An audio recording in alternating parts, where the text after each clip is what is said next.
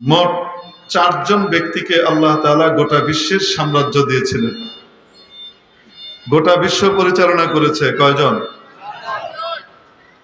2 জন আল্লাহর বড় প্রিয় বান্দা। একজন আল্লাহর প্রিয় নবী সৈয়দনা হযরত সুলাইমান ইবনে দাউদ আলাইহিমা সালাওয়াতু ওয়াত তাসলিম। আরেকজন বাদশাহ যুলকারনাইন। এই দুজনকে আল্লাহ গোটা পৃথিবীতে রাজত্ব দিয়েছিলেন এবং তারা আল্লাহর মন মতো, আল্লাহর ইচ্ছে মতো রাজত্ব পরিচালনা করেছেন। এত বড় ক্ষমতার অধিকারী হওয়া সত্ত্বেও নিজেকে সর্বময় কর্তৃত্ব আর ক্ষমতার মালিক মনে করেন নাই, নিজেকে একজনের দাস মনে করেছিলেন। মহান আল্লাহর দাস মনে করতেন। আর 2 জন ছিল জঘন্য টাইপের বদমাশ, আল্লাহর নাফরমান। একজন মিস্টার নমরুদ আর আরেকজন ছিল বুখতে নাসার। মোট এই 4 জনকে আল্লাহ ইতিহাসে কি দিয়েছিলেন? গোটা পৃথিবীর রাজত্ব দিয়েছিলেন। সুলাইমান আলাইহিস সালাম আর বাদশাহ যুলকারনাইন যিনি রাজত্ব দিয়েছেন তাকে ভুলেন নাই, তার ইচ্ছের বাইরে একটা কদম রাখেন নাই। যার কারণে আজকে আল্লাহ তাদেরকে তো রাজত্ব তখন দিয়েছিলেনই, আজকেও হাজারো মানুষের নাম পৃথিবীতে আপনি খুঁজলে যুলকারনাইন পাবেন। আর লাখো মানুষের নাম আপনি পাবেন সুলাইমান। মুসলমানদের ভিতরে তো আছেই সুলাইমান নামের হাজার হাজার পাবেন। খ্রিস্টান এবং ইহুদিদের ভিতরেও সুলাইমানের নাম পাবেন। তারা সুলাইমান বলে না, সলোমন বলে। ওরা ওদের ভাষায় বলে। হযরত দাউদ আলাইহিস সালামকে আল্লাহ পাক রাজত্ব দিলেন, একটা দেশের রাজত্ব দিয়েছিলেন। হযরত দাউদ আলাইহিস সালাম আল্লাহ পাকের ইচ্ছে অনুযায়ী নিজের জীবন কাটালেন এবং রাজত্ব পরিচালনা করলেন। এই নিয়ামতের শুকর আদায় করার কারণে আল্লাহ তাআলা ওনাকে সুলাইমান নামক অসাধারণ প্রতিভাধর ক্ষণজন্মা এক সন্তান দান করলেন। দাউদ তো ছিলেন একটা দেশের বাদশাহ, সুলাইমানকে আল্লাহ এমন যোগ্যতা দিলেন যে সে গোটা পৃথিবীর রাজত্ব এর মালিক হলো, বাদশাহী লাভ করলো। তেনারা ক্ষমতা পেয়ে আল্লাহকে ভুলেন নাই, আল্লাহকে মনে রেখেছেন। তাই আজও হাজারো মানুষের নাম পাবেন আপনি দাউদ। মুসলমানদের ভেতরে তো পাবেনই, ইহুদি খ্রিস্টানরাও রাখে, তারা বলে ডেভিড। দাউদকে তারা কি বলে? ডেভিড বলে। আছে না নাই? আল্লাহ ইজ্জত দিয়ে রেখেছেন, কিয়ামত পর্যন্ত সুলাইমান আর দাউদের নাম থাকবে। কেন? তারা বিশাল ক্ষমতা পাওয়ার পরেও ক্ষমতা দাতা মহান আল্লাহকে ভুলে নেই। আল্লাহওয়ালাদেরকে সামনে বাড়িয়েছে, আল্লাহ বিরোধীদেরকে পেছনে পাঠিয়েছে অথবা সাজার মুখোমুখি করেছে। আর নমরুদ মিয়া ক্ষমতা পাওয়ার পরে মুই কি হনুরে, আমি গোটা পৃথিবীর রাজা বাদশাহ, আমাকে আবার কি শেষ করবে? ইব্রাহিমের বিরুদ্ধে লেগে গেল। ইব্রাহিম আলাইহিস সালাম এসে হক কথা শোনালেন, হক কথা গা জ্বলে গেল। বিভিন্নভাবে ইব্রাহিম আলাইহিস সালামকে হেনস্থা করার চেষ্টা করেও যখন দেখলো যে পারা যাচ্ছে না, আর ওই বেটাকে আগুনে মারলেও সে বেটা পুড়ে না, তো মানে মানে করে পিছিয়ে আসতে লাগলো যে ইব্রাহিমকে তো কিছু করা যাবে না, এটা আগুনে ফেলে দিলাম, 40 দিন ভিতরে থাকলো, হাসতে হাসতে বেরিয়ে চলে এসেছে। তো শেষ পর্যন্ত ইব্রাহিম আলাইহিস সালামের আল্লাহর সাথে যুদ্ধ ঘোষণা করলো নমরুদ মিয়া। যুদ্ধের জন্য ময়দানে আসলো। ইব্রাহিম আলাইহিস সালামের তো কিছুই নেই, ও বেচারার তো কিছুই নেই, কি করবে? কিন্তু একটা জিনিস আছে, মেইন পাওয়ার হাউসের সাথে সম্পর্ক আছে। মহা ক্ষমতার উৎস একমাত্র আল্লাহ রব্বুল আলামিনের সাথে তার কি আছে? সম্পর্ক আছে, ডাইরেক্ট কানেকশন আছে। ইব্রাহিমকে কিছু করা লাগে নাই। আলা নবিয়িনা ওয়া আলাইহিস সালাতু ওয়াত তাসলিম। আল্লাহ পাক বিশাল নমরুদের এই বিশাল সেনাবাহিনীকে, মহা ক্ষমতাধর নমরুদ এবং তার সেনাবাহিনীকে ধ্বংস করবার জন্য পৃথিবীর সবচেয়ে দুর্বলতম একটা মাখলুককে নির্বাচিত করলেন, এমন এক দুর্বল মাখলুক, যেই মাখলুক এক জায়গায় বসে থাকলে, এক জায়গায় বসে রক্ত খেতে থাকলে এক থাপ্পড়ে 7-8টা মেরে ফেলা যায়, ঠিক না? এক থাপ্পড়ে 7-8টা মারা যায় কি যায় না? তো জায়গা মতো কাছাকাছি বসছে, চটকানা একটা মারছে, একদম গাছকায় ফেলছে যা আছে। এক থাপ্পড়ে এক চড়ে যেটাকে 7টা মারা যায়, এই টাইপের দুর্বল মাখলুককে আল্লাহ পাঠাইলেন, যাও ব্যবস্থা নাও। চারিদিক থেকে মশার কামড় কাকে বলে, এরোসলও নাই, আর কয়েল ময়েলও কাজ হইব না। যদি থাকতো তাইও কিছু কাজ হইতো না। কেন? এটা তো আল্লাহর আযাব হিসেবে আসছে। সবাইকে মেরে মরে কামড়ায় চামড়ায় সবকিছু শেষ করে নমরুদ মিয়ার জন্য আল্লাহ যেটাকে বরাদ্দ করলেন সেটা ছিল ল্যাংড়া মশা। এই জন্য বলছে ডাক্তার রুহুল হকের ট্রমা সেন্টার থেকে মাত্র বেরিয়ে এসে ক্লাসে ভর দিয়ে কি করে হাঁটে, মনে করেন মশককুলের ভিতরে এইভাবে একটা ল্যাংড়া যদি এই টাইপের থাকে তো সেইভাবে হাঁটছে। ওরকম একটা মশাকে আল্লাহ নির্বাচিত করলেন, নাক দিয়ে ঢুকলো, নাক দিয়ে ঢুকে তারপরে এমন সিস্টেম করলো জুতার বাড়ি খাওয়াইতে খাওয়াইতে, এই জুতার বাড়ি আল্লাহ খাওয়াইলেন তার নিজের আদেশ, নিজেকে দিয়ে। মাথায় যখন গিয়ে কামড়ায় ভয়ঙ্কর, নাক দিয়ে ঢুকে মাথায় চলে গেছে, ব্যথা হয়, জোরে চাপড় মারে, চাপড় মারলে একটু থামে, 8 মিনিট পরে আবার টুঁ করে কামড় দেয়, আবার থাপড়ায়, মগজের ভিতরে হালকা দংশন, ভয়ঙ্কর দংশন। আবার মজার ব্যাপার হলো ফ্লুইডের ভিতরে এই মশা মরেও না, জন্মই নেই ফ্লুইডের ভিতরে, পানির ভিতরেই তো জন্ম নেয়। আর আল্লাহ যেটাকে আযাব হিসেবে পাঠাইছেন ওটা সহজে তো মরবে না, ওটা তো কামড়ায়। এক পর্যায়ে রাগের চোটে কি দিয়ে কি করবে, জুতা পাইছে সামনে, এগুলো তো এমনি বদমেজাজি হয়, জুতা নিয়ে মাথায় একটা বাড়ি দিছে, বাড়ি দেওয়ার সাথে সাথে চুপ করে বসে আছে মশা। নমরুদ আবিষ্কার করে ফেললো একজন সায়েন্টিস্ট, নমরুদ এই মুহূর্তে একজন সায়েন্টিস্ট জবরদস্ত আবিষ্কার করলো, চিকিৎসা বিজ্ঞানী হয়ে গেল। কি? এই মশা জুতার ভাষা বোঝে, এই মশা বুঝে জুতার ভাষা, অতএব জুতা দিয়ে মারলে অনেকক্ষণ চুপ থাকে। এটা ওইটা দিয়ে মেরে টেরে দেখলো, আবার কামড় দেয়, কিন্তু জুতা দিয়ে মারলে 5-7 মিনিট 10 মিনিট চুপ করে থাকে। এবার নিজে জুতা দিয়ে কতক্ষণ পিটাবে, একজনকে দায়িত্ব দিল, এই এদিকে চাকরের হাতে জুতার বাড়ি খাইতেছে, কে খাওয়াইতেছে? বাড়ি দেয়, চুপ করে থাকে, একটু পরে আবার শুরু করে, এই বাড়ি দেয়। ঘুম তো হারাম হয়ে গেছে। এক পর্যায়ে বাড়ি যেটাকে দিতে দিছে ওইটা বেড়েতেছে, আরে বদমেজাজি দেখাচ্ছেই। কয়েকদিন এরকম করে যাওয়ার পরে ওটার মেজাজ গেছে খারাপ হয়ে, মেরে যেতেছে, জুতার বাড়ি দিচ্ছি, তারপরে ওইটা লাজ শরম হয় না, জোরে একটা দিছে, ধমক টমক মারছে। অনেক জোরে মারার পরে মাশাআল্লাহ খলিটা ফেটে গেছে, মগজ ফ্যাঁস করে বেরিয়ে আসছে, মশা করে উড়ে চলে গেছে, তার কাজ শেষ। তো নমরুদ মিয়াকে ধ্বংস করার জন্য আল্লাহ পাকের কি বিশাল সেনাবাহিনীর দরকার হয়েছে? আসতে বলেন, অস্ত্রধারীর দরকার হয়েছে? নমরুদি আচরণে যেই অবতীর্ণ হবে, ফেরাউন এবং নমরুদের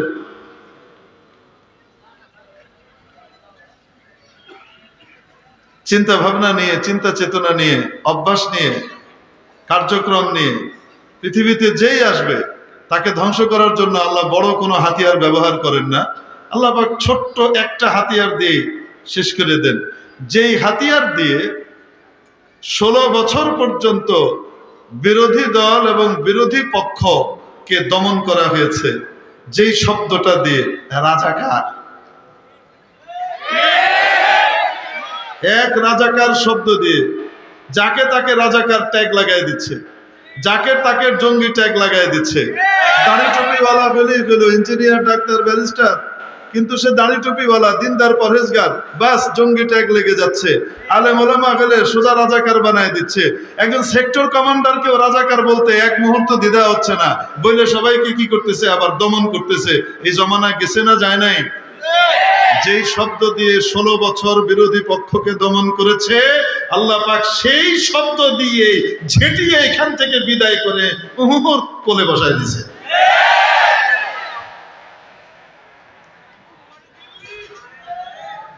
বুঝেন না? আল্লাহ পারেন কি পারেন না? ক্ষমতা আল্লাহর আছে না নাই? এই বিশ্বাস যদি থাকতো, ঝেঁটিয়ে বিদায় করার পরেও চালাচামুন্ড অনুসারী এবং ভক্তকুল যারা ছিল, কপালে হেদায়েত থাকলে বুঝতো, হায় রে মাওলায়ে পাক এই বিশাল জগদ্দল পাথরের মতো ক্ষমতাসীনকে সরাতে এক মুহূর্ত দেরি করেন নাই। যেই শব্দ দিয়ে সে 16 বছর খেলেছে, সেই শব্দ দিয়েই তার মূলোৎপাটন করেছে, ঠিক কিনা? যদি আল্লাহর উপরে বিশ্বাস থাকে আর ইয়াকিন থাকে, ঈমান থাকে, তাহলে তওবা করে ফিরে আসতো। এখন আর এর পিছনে থাকা যাবে না। এর উপরে আল্লাহর কোপ এবং রোশানল তার উপরে নিপতিত হয়েছে। অতএব এই পথ ছেড়ে এখন আল্লাহওয়ালাদের পথ ধরা লাগবে, আল্লাহ পাকের পথে আবার ফিরে আসা লাগবে, ঠিক কিনা?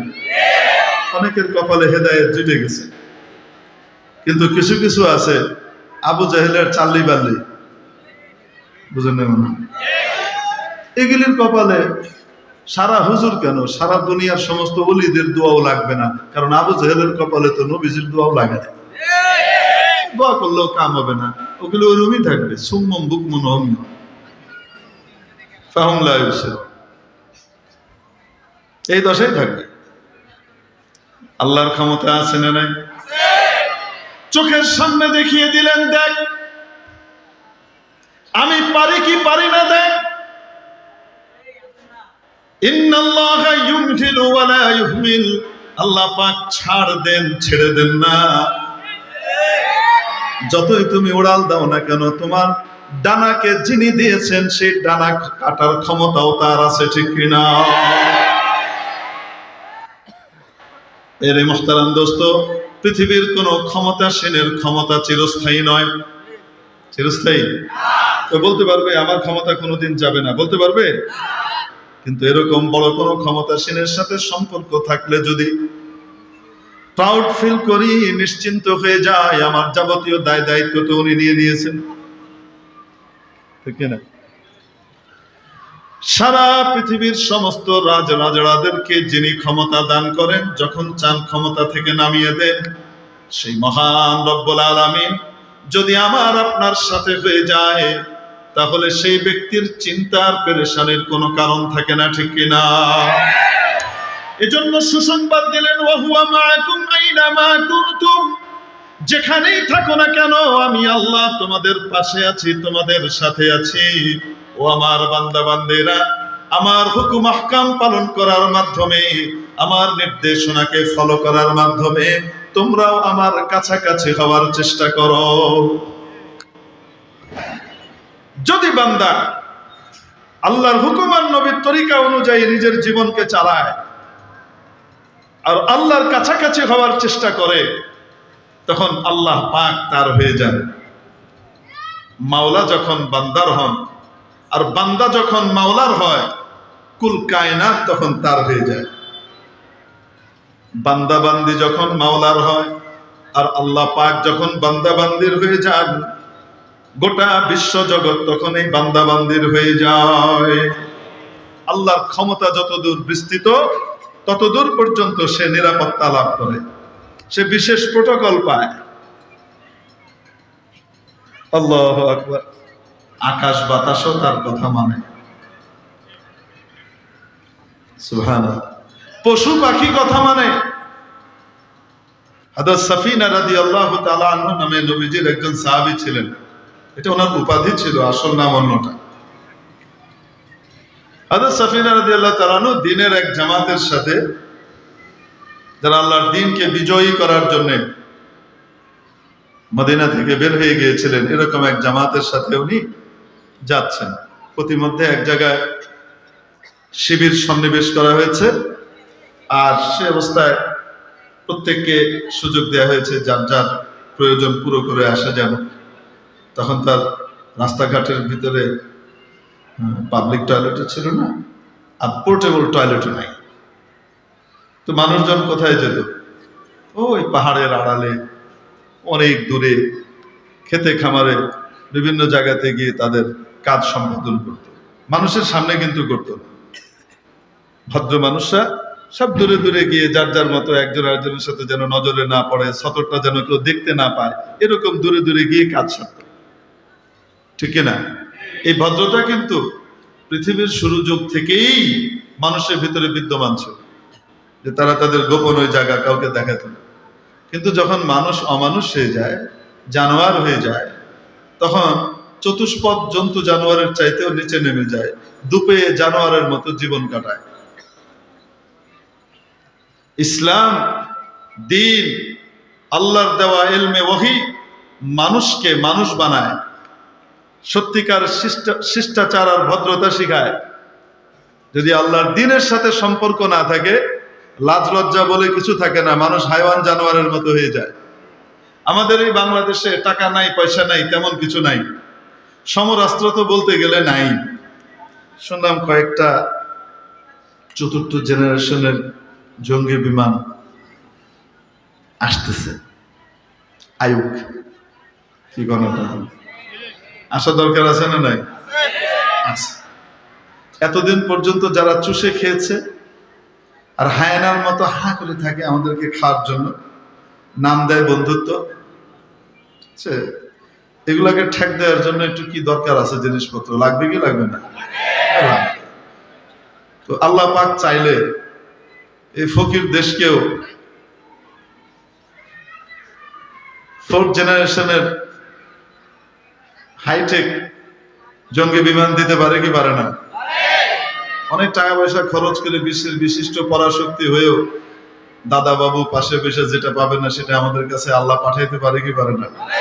আল্লাহ পাকের একটা নিয়ম হলো কাঁটা দিয়ে কাঁটা তোলা। কি দিয়ে কি তোলা?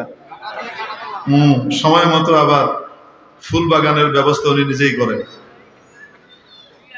কাঁটা কাঁটা লড়ালড়ি করে, যথাসময়ে আল্লাহ ফুলওয়ালাদেরকে পাঠান যখন সব কাটা শেষ হয়। বুঝতে পারি না? এজন্য কেউ খাস বন্ধু না, কিন্তু না পাশেরটা না আটলান্টিকের ওই পারেরটা সমান। বুঝে নাই মনে হয়? হ্যাঁ, ক্ষতি করার ক্ষমতা, ধ্বংসাত্মক ক্ষমতা কাছে থাকার কারণে এটার বেশি। দূরেরটা চাইলেও বেশি ক্ষতি করতে পারবে না, এজন্য কাছেরটাকে ঠেক দেওয়াটা বেশি জরুরি, নাহলে জয় ঝামেলা বেশি করবে। তালেবানের কাছ থেকে শিখতে হবে কখন কার সাথে খাতির করতে হয়। রাশিয়াকে পিটানোর জন্য আমেরিকার সাথে খাতির করলো আফগান মুজাহিদরা, তারপরে যখন আমেরিকা চাইলো যে মোড়ল হয়ে যাবে, তখন আবার পিটারে খেদানোর জন্য আবার রাশিয়ার লোকে খাতির করে এগুলোর পিড়ে বের করছে। যাবে না, দুইটারই শিক্ষা হয়ে গেছে, এখানে হাত দেওয়া যাবে না। মনে রাখতে হবে, মুসলমান পৃথিবীর যেখানেই থাক না কেন, জিনিস কিন্তু এক, ঠিক কিনা? জিনিস কিন্তু এক। বারুদ ম্যাচের ভিতরে বসে আছে, আর এটা যেহেতু ড্যাম্প হয়ে গেছে, অতএব এটা নিয়ে কেউ চিন্তা ভাবনা করছে না। এই বারুদটাকে শুধু গরম করে যদি শুকায় দেওয়া যায় আর একটা আগুন লাগানো যায়, তাহলে ফুট করে জ্বলে ওঠে, ঠিক কি ঠিক না? মুসলমানের হৃদয়ের ইমানি বারুদকে গুনাহ এবং অপসংস্কৃতি দিয়ে ভিজিয়ে নিস্তেজ করে রাখা হয়, কিন্তু আল্লাহ চাইলে যে কোনো সময় এই ভিজা বারুদের ভিতরে তাকে শুকিয়ে তার ভিতরে অগ্নিস্ফুলিঙ্গ তৈরি করে ইমানি আগুন দিয়ে সমস্ত কুফরি জঘন্য জার আর তাকাতকে মুহূর্তের ভিতরে ভস্মীভূত করার ক্ষমতা রাখেন, ঠিক কিনা? এই জন্যে এক একটাকে সাইজ করার জন্য এক এক সময় এক একটাকে বন্ধু বানাইতে হয়, বন্ধু মানে খাতির লাগাইতে হয়, নিরাপদ দূরত্ব বজায় রেখে। বুঝাতে পারি না তো? শুনলাম আসবে নাকি? সুবহানাল্লাহ। তবে এত অল্প দিলে আমরা তোমাদেরকে দুস্থ মনে করবো না, আরো অনেক বেশি দিতে হবে। হাইটেক টেকনোলজি যা ওদের কাছে আছে তার চেয়ে বেশি সবগুলা দিবা, যেন এদিকে তাকানোর আগে 5 বার পেশাব পায়খানা করে দেয়। তারপরে চিন্তা ভাবনা করবো তোমাদেরকে ক্ষমতায় রাখা যায় নাকি যায় না, চিন্তা ভাবনা পরে। তো আগে বাস্তবে দেহে লই, আইলোকে এলো না। কি বলেন আপনারা?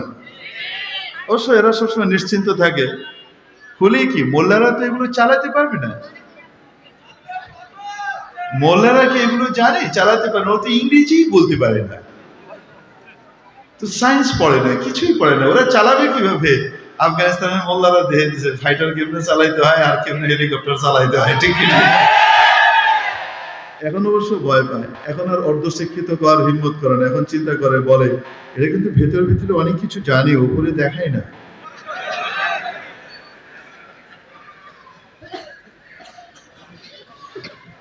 স্বীকৃতি যখন শত্রুর মুখ থেকে আসে তখনই বুঝতে হবে এটা আসল স্বীকৃতি, ঠিক কিনা? তো বলছিলাম জনসম্মুখে তো আর হাগামতা করা যায় না। হাগামতা করার জন্য মানুষ একটু আড়ালে আবডালে যায়। আগেকার দিনে যাদের কাছে তেমন শিক্ষা দীক্ষা ছিল না কিন্তু ধর্মীয় শিক্ষা ছোঁয়া ছিল, তারাও সকলের সামনে করতো না, ওই আড়ালে আবডালে গিয়ে ক্ষেতের ভিতরে ঘন ক্ষেতে জঙ্গলে টঙ্গলে গিয়ে কাজ সারতো, যেহেতু তখন সারের সিস্টেম এত আপডেট ছিলই না। আমার এই বাংলাদেশে টাকা নাই, পয়সা নাই, সমরাস্ত্র নাই, কিছুই নাই।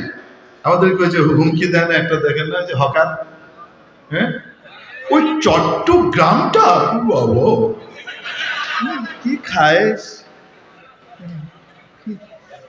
ওই চট্টগ্রামটা হয়ে গেলে আমরা এদিক থেকে সোজা এখান থেকে চলে যাবো, আমাদের এই খরচ বেশি হয়। এই মামাবাড়ির আবদার। আমরা ওই ত্রিপুরাটা, ওটাও 3 দিক থেকে আমাদের ভেতরে, ঠিক না? তোমরা 3 দিক থেকে আমরা ঘিরে রাখছো, তা আমরাও কিন্তু 3 দিক থেকে তোমাদের অনেক কিছু ঘিরে রাখছি। কপ করে লাইলে তারপরে আমাদের পার্বত্য চট্টগ্রাম থেকে, রাঙামাটি থেকে ওই মৌলভীবাজার যেতে এত কষ্ট করে কেন যাব? 1.5 ঘন্টায় চলে যাবো, 1 ঘন্টায় গাড়িতে চলে যাবো, ঠিক কি ঠিক না? ওই জন্য চট্টগ্রামের খায়েশ বাদ দিয়ে দাও।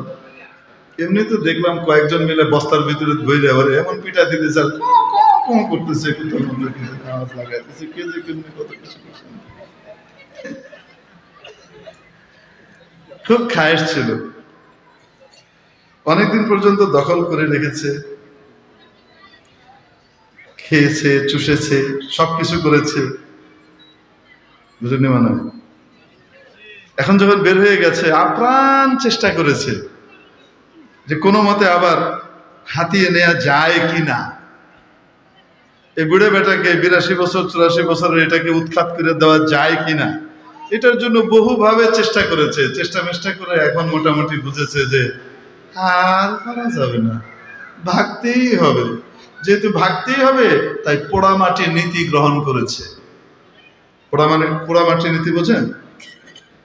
কোন দখলদার যখন কোন দেশ দখল করে আর তারপরে সেখানকার জনগণের প্রতিরোধের মুখে পালিয়ে যায়, বেরিয়ে যাওয়ার সময় যখন বোঝে যে এখানে আর থাকতে পারবে না, তখন ওই দেশের বিভিন্ন জায়গায় আগুন টাগুন লাগিয়ে ক্ষেত ফসল বাড়িঘর জ্বালিয়ে পুড়িয়ে নষ্ট করে দিয়ে মাটিটাকে একদম তামা বানিয়ে দিয়ে তারপরে যায়, যেন এই দেশের লোকরাও ভালো করে খাওয়া দাওয়া আর না পায়। এটাকে পোড়ামাটির নীতি বলে।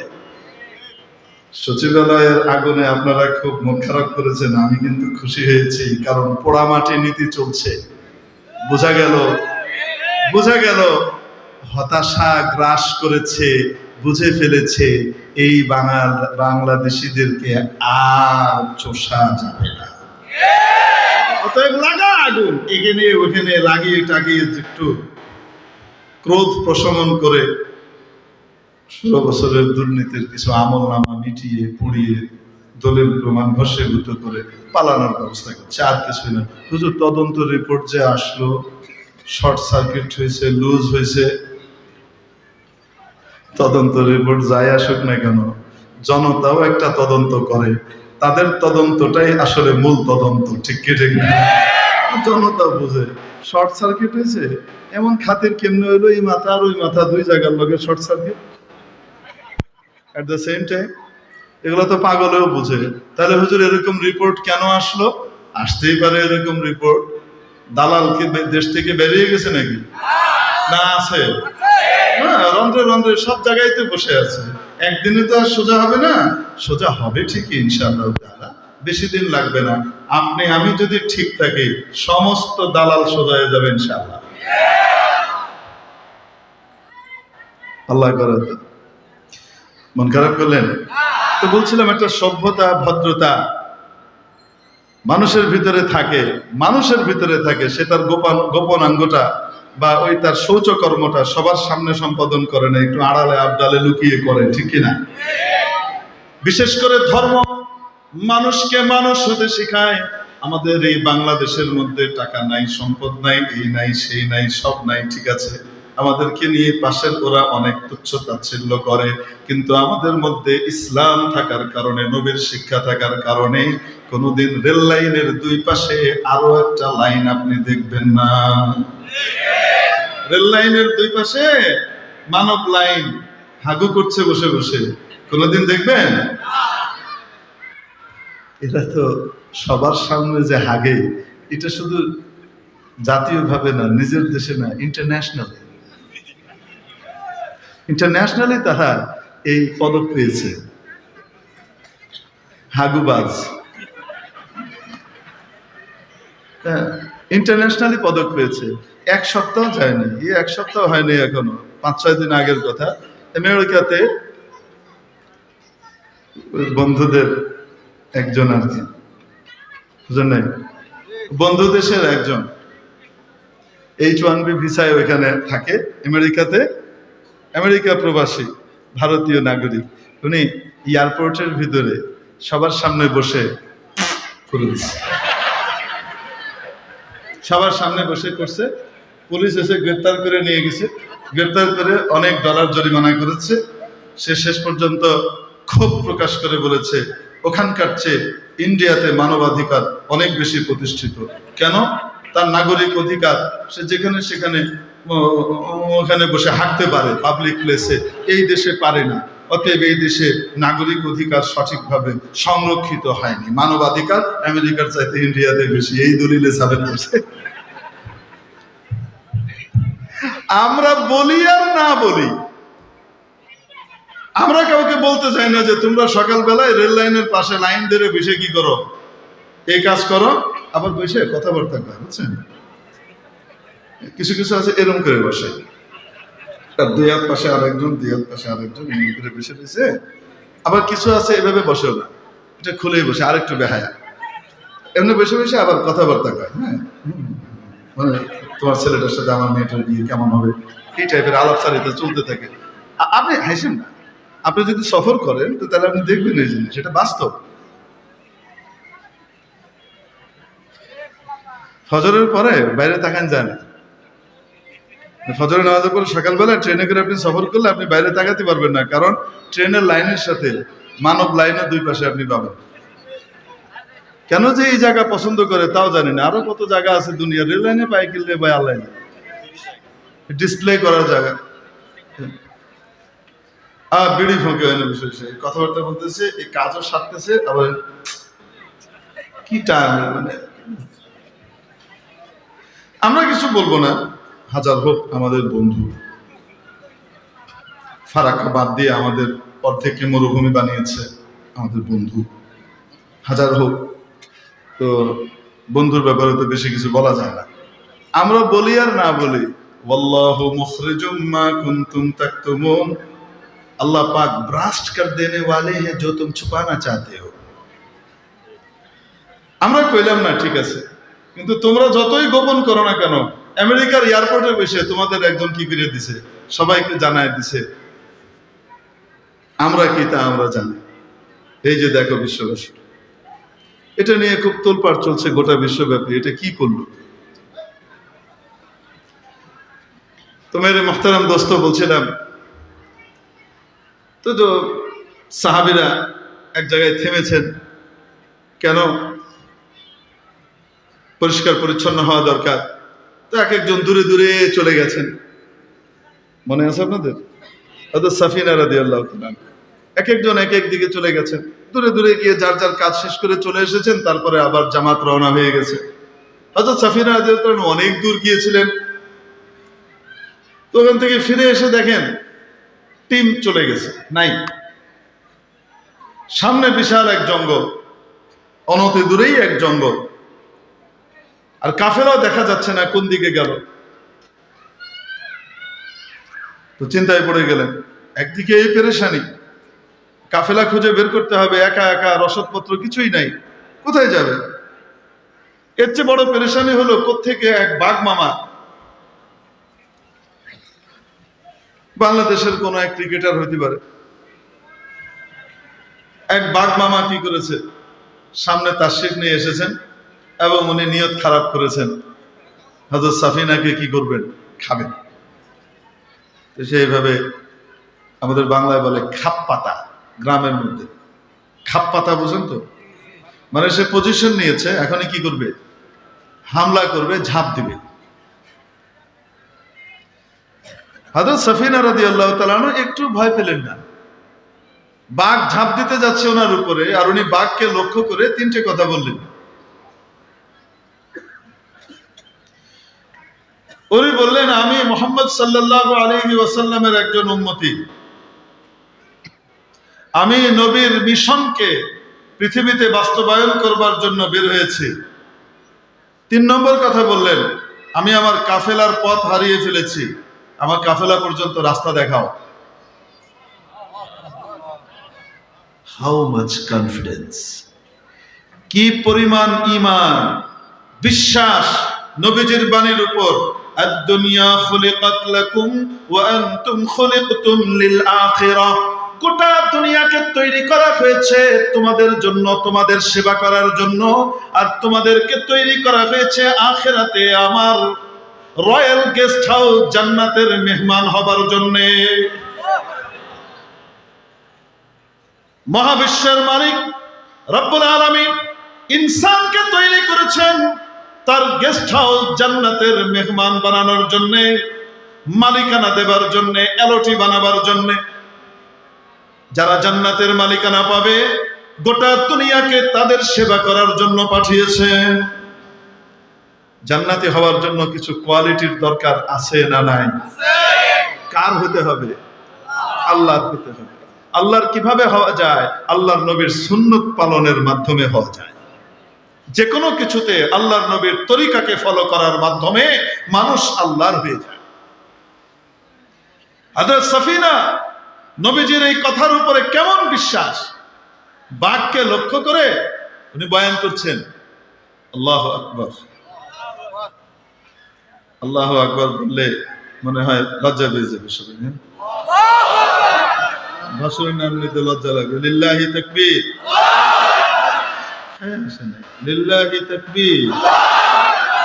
আমি আস্তে বলবো, আপনারা তো জোরে বলবেন, লিল্লাহি তাকবীর। মাশাআল্লাহ।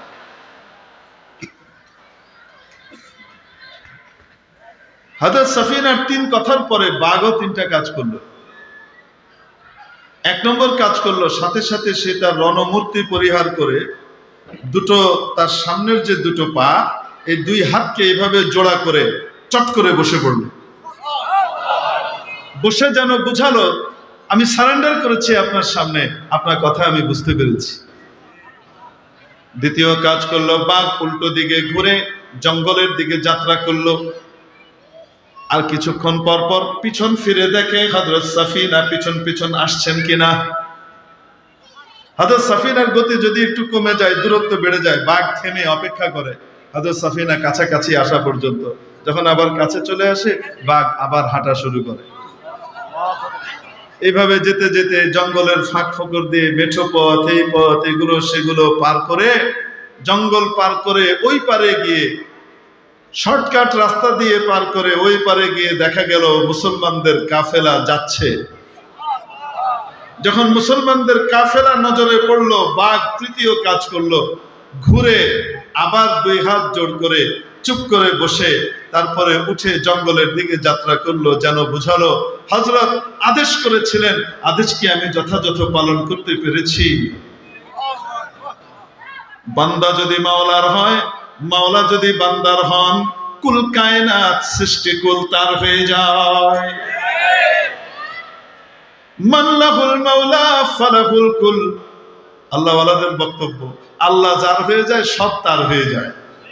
जो तू मेरा तो सब मेरा, फलक मेरा जमी मेरी अगर एक तू नहीं मेरा तो कोई शै नहीं मेरी। ও মাবুদ, যদি আপনি আমার হয়ে যান, আসমানও আমার হবে, জমিনও আমার হবে। যদি শুধু আমি আপনাকে না পাই, আপনি আমার না হন, কোনো কিছুই আমার নাই, সর্বহারা আমি। মুজাহিদে আজম হযরত মাওলানা শেখ শামসুল হক ফরিদপুরি রহমতুল্লাহ আলাইহি বলতেন, তুমি গোটা পৃথিবীর সব কিছু পেয়েছো, আল্লাহকে পাওনি, তাহলে তুমি কিছুই পাও নাই। তুমি দুনিয়ার কিছুই পাও নাই, কিন্তু আল্লাহকে পেয়েছো, তাহলে তুমি সবকিছু পেয়েছো। পশু পাখি কথা শুনে, নদী কথা শুনে, পানি কথা শুনবে, পাহাড় পর্বত কথা শুনবে। হযরত আলা আল হাদরামী রাদিয়াল্লাহু তাআলা আনহু, হাদারামাউতে বাড়ি ছিল, ইয়ামানের একটা শহর হাদারামাউত, এজন্য ওনাকে হাদরামী বলা হতো। ওনার নেতৃত্বে পারসিকদের বিরুদ্ধে যুদ্ধ করতে পাঠানো হয়েছে, বাহরাইন জয় করতে হবে। হযরত আলা আল হাজরামী রাদিয়াল্লাহু তাআলা আনহু বাহিনীর হামলার মুখে পারসিকরা পেছাতে পেছাতে সাগর তীরে গেল এবং সেখান থেকে তারা সমস্ত নৌকা জলযান নিয়ে এপার থেকে ওপারে চলে গেছে। হযরত আলা আল হাজরামী যখন বাহিনী নিয়ে সাগর তীরে গিয়ে পৌঁছেছেন, এখানে একটা জলযান নাই যেটা দিয়ে এপার থেকে ওপারে যাওয়া যায়। ওপার তো দেখাই যায় না, এত দূর। ওটার উপর দিয়ে এখন কিন্তু ব্রিজ হয়েছে, বিশাল ব্রিজ।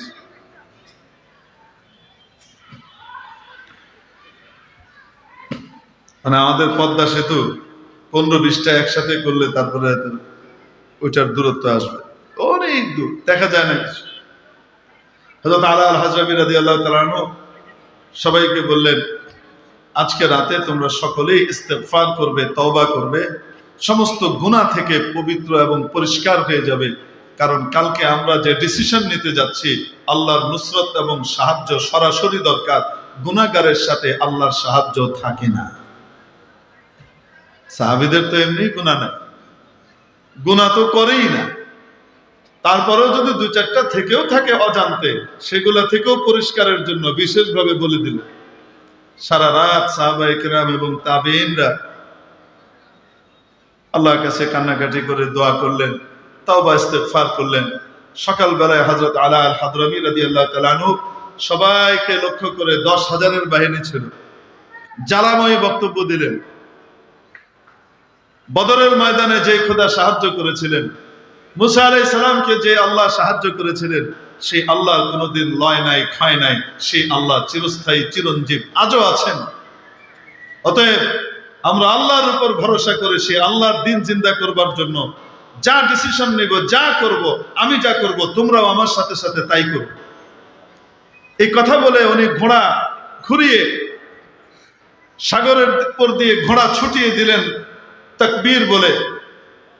ওনার দেখা দেখি ওনার পুরা বাহিনীর 10,000-এর বাহিনী সবাই ঘোড়া ছুটিয়ে দিল সাগরের উপর দিয়ে। মুআররিখিন, ঐতিহাসিকরা বলেন, কোন ঐতিহাসিক, কোন রাবী, যে সমস্ত রাবীদের সূত্রে বুখারী শরীফের ভিতরে হাদিস এসেছে, যে সমস্ত রাবীদের সূত্রে মুসলিম শরীফে হাদিস এসেছে, রাগডুম বাগডুম মার্কা রাবী না, বিপুল পরিমাণে রাবীর বর্ণনা।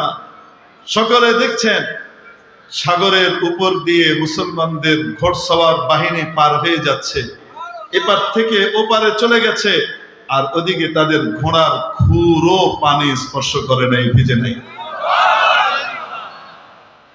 পানিকে আল্লাহ শক্ত জমিনের মতো করে দিয়েছেন, উপর দিয়ে ঘোড়া ছুটিয়ে চলে গেছে। যখন নাকি এরা মাঝ সাগর পার হয়েছে, ওপার থেকে পারসিকরা দেখতে পেয়েছে ঘোড়া ছুটিয়ে এরা যাচ্ছে, ওরা ওখান থেকে চিৎকার করে এই কথা বলে এলাকা ছেড়ে পালিয়ে গেল। বিনা যুদ্ধে তারা পালিয়ে গেল। কি বলল? দেও আয়ে, দেও আয়ে, দেও আয়ে, দৈত্য আসছে, দৈত্য আসছে, এদের সাথে কিসের যুদ্ধ? সব ছেড়ে পালিয়ে গেছে, বিনা যুদ্ধে বাহরাইন ফাতহ হয়ে গেছে।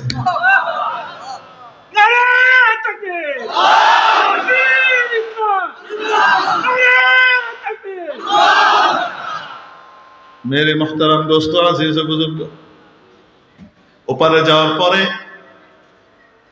এক সেনা সদস্য গিয়ে বলেছেন, আমির, সাগর পাড়ি দেওয়ার সময় ঘোড়া ছুটছিল, যার কারণে ঝাঁকিত ছিল।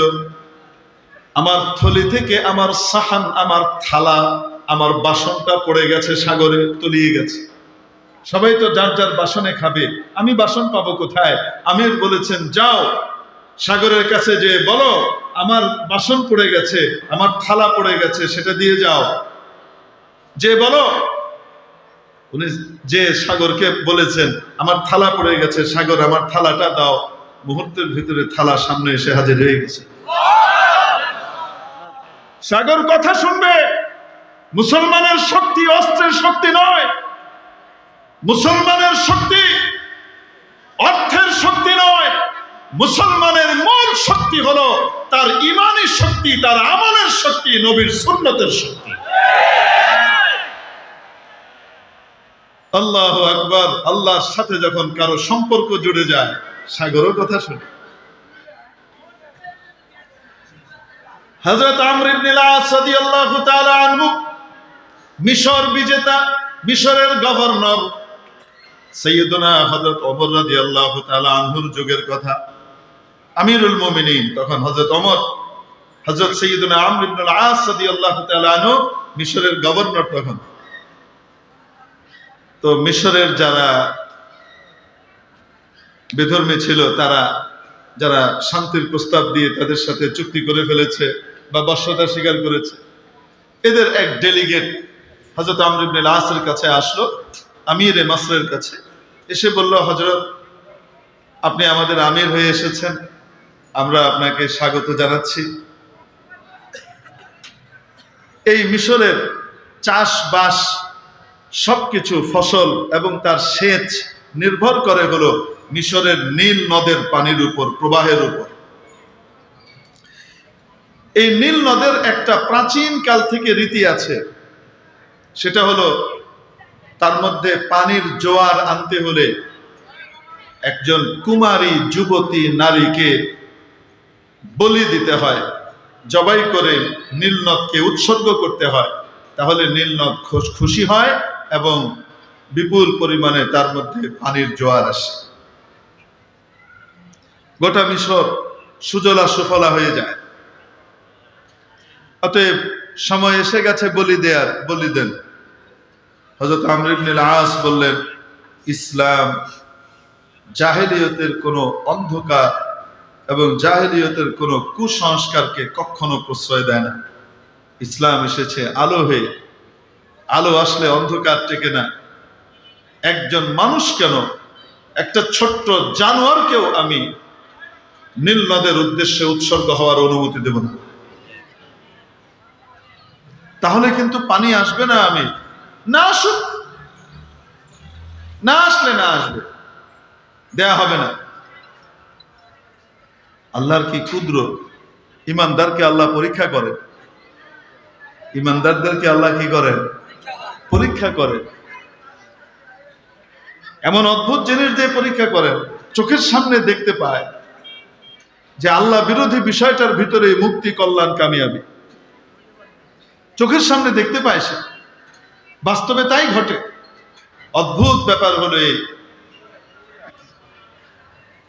ওইবার মিশরে বর্ষার ভর মৌসুম, ভরা বর্ষার মৌসুমে নীল নদ খটখট করছে, পানি নাই।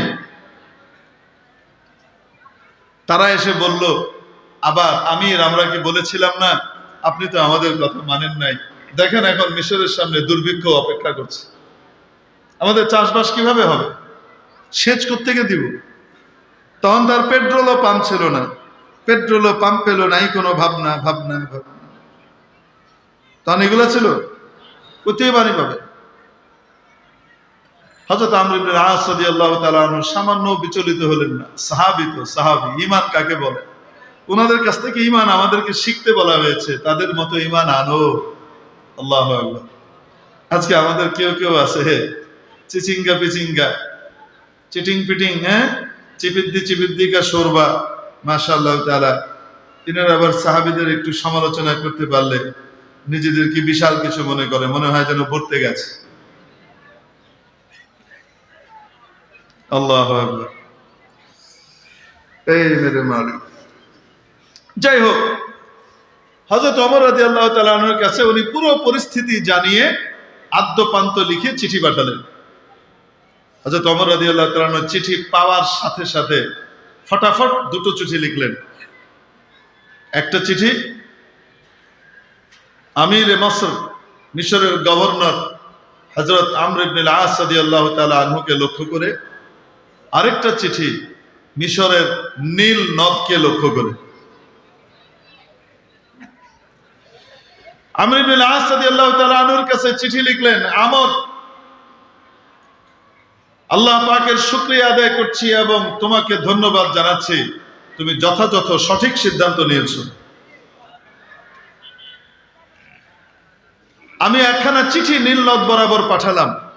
আমার এই চিঠিটা পাওয়া মাত্রই তুমি দেরি না করে একজন দ্রুতগামী দ্রুত গতির ঘোড়সওয়ারকে দিয়ে নীল নদের মধ্যে আমার চিঠিটাকে তলায় ফেলে আদেশ দিবা সে যেন দ্রুত গতিতে পারবে উপরে উঠে, দেরি না করে। চিঠি পাওয়া মাত্রই ব্যবস্থা নিবা। হযরত ওমর রাদিয়াল্লাহু তাআলা আনহু থেকে পাল্টা বার্তা বাহক যখন এসে পৌঁছালেন হযরত আমর ইবনে আল-আস রাদিয়াল্লাহু তাআলা আনহুর কাছে, তখন সন্ধ্যা গড়িয়ে গেছে। চিঠি পাওয়া মাত্রই উনি কার্যকর করলেন, ঘোড়সওয়ারকে দিয়ে নীল নদের মধ্যে চিঠি ফেলে দিয়ে উঠে চলে আসতে বললেন। চলে আসলো। ওই চিঠিতে কি লিখেছিলেন? বিসমিল্লাহির রহমানির রহিম, পরম করুণাময় অতিশয় দয়ালু আল্লাহর নামে লিখছি। মিন আব্দুল্লাহি উমর ইবনুল খাত্তাব ইলা নাহরির নীল মিন মিসর। আল্লাহর বান্দা ওমর ইবনুল খাত্তাবের পক্ষ থেকে মিশরের নীল নদ বরাবর। ও নীল, যদি তুমি আল্লাহ ছাড়া আর কারো আদেশে প্রবাহিত হয়ে থাকো তাহলে জেনে রাখো তোমার মতো নীল নদের পানির আমাদের কোনো দরকার নাই। আর যদি তুমি আল্লাহর আদেশে প্রবাহিত হয়ে থাকো তাহলে আমি আল্লাহর বান্দা হিসেবে তোমাকে আদেশ করছি, আমার এই চিঠি পাওয়ার সাথে সাথে যেন তোমার মধ্যে জোয়ারের বান ডাকে। রাতের বেলা সেই চিঠি ফেলে রেখে উঠে আসা হয়েছে, ভোরের আলো ফোটার আগে দেখে গোটা মিশরবাসী অদ্ভুত ভাবে লক্ষ্য করছে নীল নদের দুকুল ছাপিয়ে পানি প্রবাহিত হচ্ছে, গোটা নীল নদ ভরে গেছে।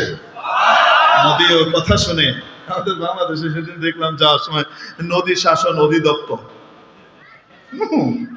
কি শাসন অধিদপ্তর, ডাক বড় মাই ঠোস, কি বিশাল এক মানে গাল ভরা বুলি, নদী শাসন করে উড়িয়ে দিবে। যখন পানি দরকার তখন পানি নেই, যখন পানি দরকার নাই তখন বন্যায় পুরা তলিয়ে যাচ্ছে, নদী শাসন করে উড়াই ফেলতেছে। শাসন তো করতে পারত যদি ওমরের তরিকায় আল্লাহর সাথে সম্পর্ক করত। ওই সম্পর্ক গড়ানোর জন্যই আলেম ওলামা, ওই সম্পর্ক গড়ানোর জন্যই কোরআনওয়ালারা, ওই সম্পর্ক গড়ানোর জন্যই হক্কানি দিনদার পরহেজগার আলেম আইম্মায়ে কেরাম, ঠিক ঠিক না? নবীর ওয়ারিসরা এই জন্যই মানুষকে শিখায়, তুমি যেই শিক্ষায় শিক্ষিত হও না কেন তোমার আল্লাহর সাথে তোমার সম্পর্ক গড়তে হবে। যদি আল্লাহর সাথে সম্পর্ক না গড়ো, তুমি যাই কিছু অর্জন করো না কেন তোমার মাঝে জানোয়ারের মাঝে কোনো পার্থক্য নাই। মেরে মুহতারাম দোস্ত, এখন কেউ বলতে পারে হুজুর ওই জামানায় ওমরের জন্য হয়েছিল, এই যুগে কি আর সম্ভব? ওগুলো ওই যুগের কথা। আরে সেই আল্লাহ এখনো আছে না নাই?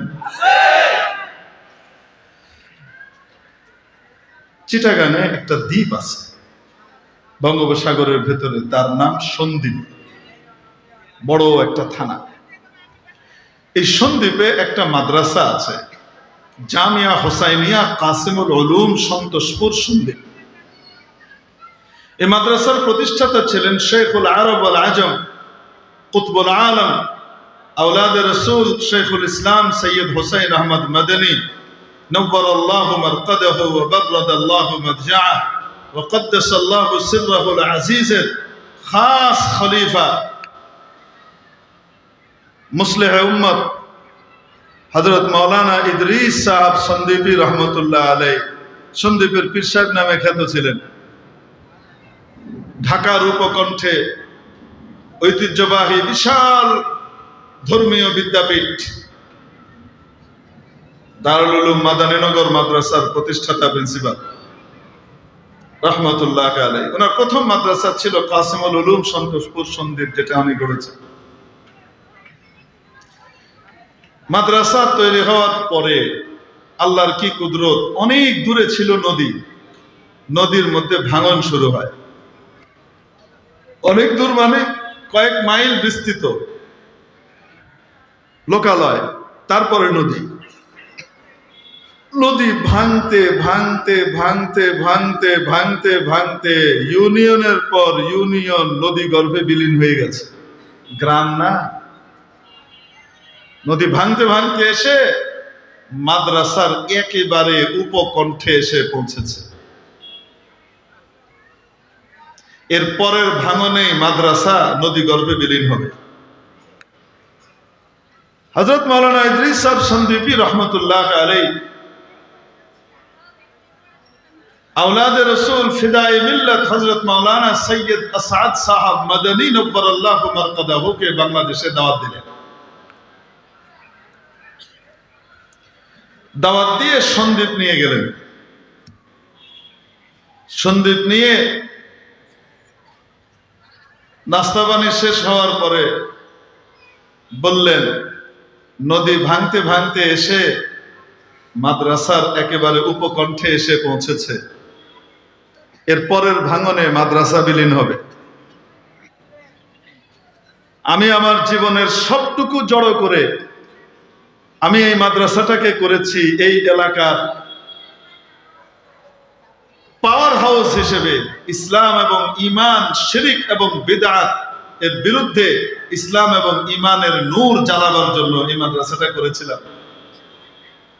বহু কষ্ট হয়েছে, আমার উপরে বহুত মামলা গিয়েছে বেদাতীদের পক্ষ থেকে, কবর পূজারীদের পক্ষ থেকে অনেক হামলা মামলার শিকার আমি হয়েছি। আপনার আব্বার রেখে যাওয়া আমানত, মাদ্রাসা করেছি, এখন ব্যবস্থা নেন, কি করা যায়। হযরত ফিদায়ে মিল্লাত রহমাতুল্লাহ আলাইহি বললেন, আমি ব্যবস্থা নেওয়ার কে, আমি কেমনে ঠেকাবো নদী ভাঙ্গা।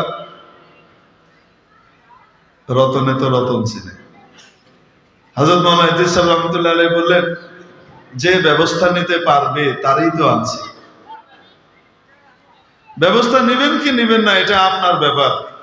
কিয়ামতের দিন এটা ভেঙে চলে গেলে আমি আল্লাহকে বলতে পারবো আমি আনছিলাম, উনি ব্যবস্থা নেন নাই। হযরত ফিদায়ে মিল্লাত রহমাতুল্লাহ আলাইহি আতরাকা রাসা হুনাইয়াতান, মাথায় এভাবে কিছুক্ষণ ঝুঁকিয়ে চুপ করে বসে থাকলেন, কিছু বললেন। মাথা উঠিয়ে বললেন, চালিয়ে কাহা হ্যায় নদী দিখাইয়ে। নিয়ে যাওয়া হলো নদীর পাড়ে। মাদ্রাসা পার হই তো নদী, খাড়া ঢা, একদম খাড়া পাড়, ওদিকে উত্তাল তরঙ্গ চলছে নদীতে। যত দূর দৃষ্টি যায় পাড় নামে কিছু নাই, আসলে তো নদী না, আসলে সাগর।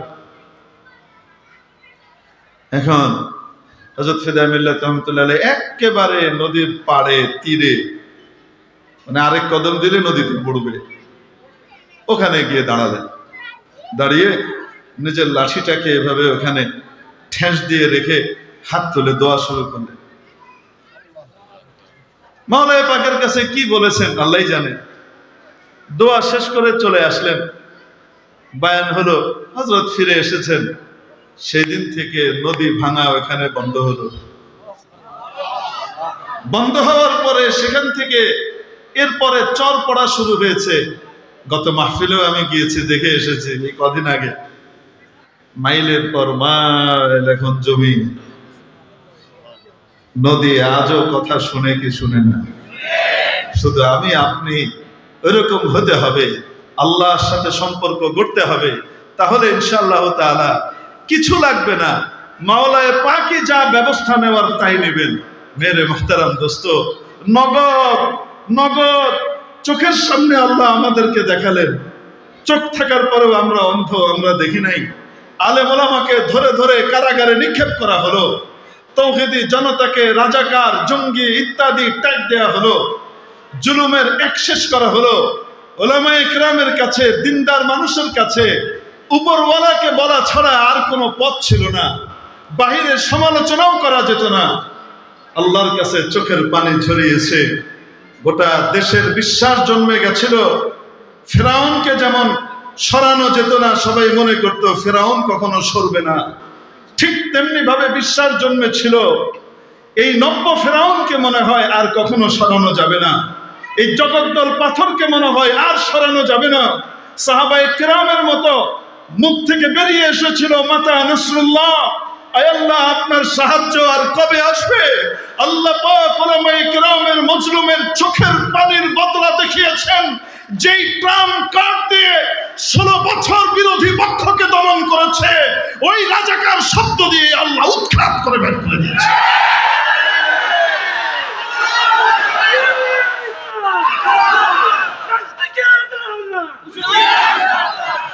অতএব আল্লাহর সাথে সম্পর্ক গড়বার দরকার আছে না নাই?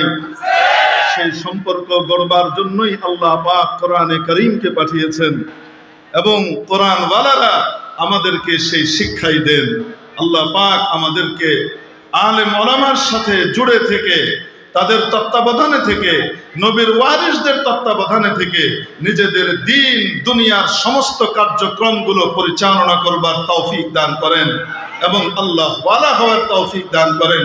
ওয়া আখিরু দাওয়ানা আনিল হামদুলিল্লাহি রাব্বিল আলামিন। আসসালামু আলাইকুম ওয়া রাহমাতুল্লাহি।